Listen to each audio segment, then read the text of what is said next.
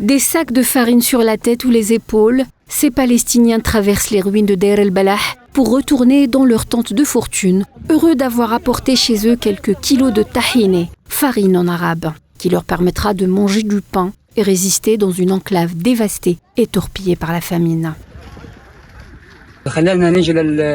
Ce qui nous a poussés à aller chercher la farine, c'est qu'il n'y avait rien à manger à la maison et nous avons des enfants. Nous pouvons supporter cela, mais pas les enfants.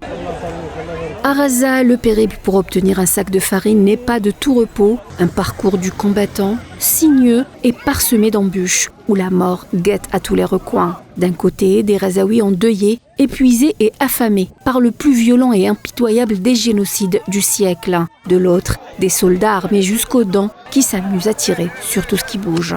Au milieu, des aides humanitaires que les Palestiniens de Gaza sont prêts à payer au prix de leur vie pour nourrir leurs enfants.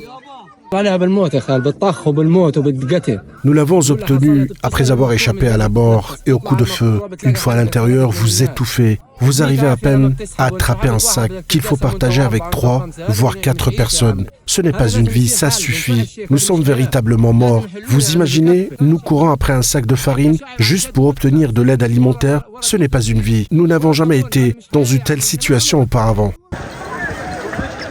Le génocide sioniste ne s'est pas contenté d'utiliser la faim comme arme de guerre. La horde de Netanyahou a poussé le vice à son paroxysme en utilisant les aides humanitaires comme appât pour attirer les Palestiniens dans un guet-apens et finir dans un bain de sang. Sauf que les Palestiniens savent pertinemment le danger qui les guette, mais ils y vont quand même, non par naïveté, mais par témérité. Famine oblige.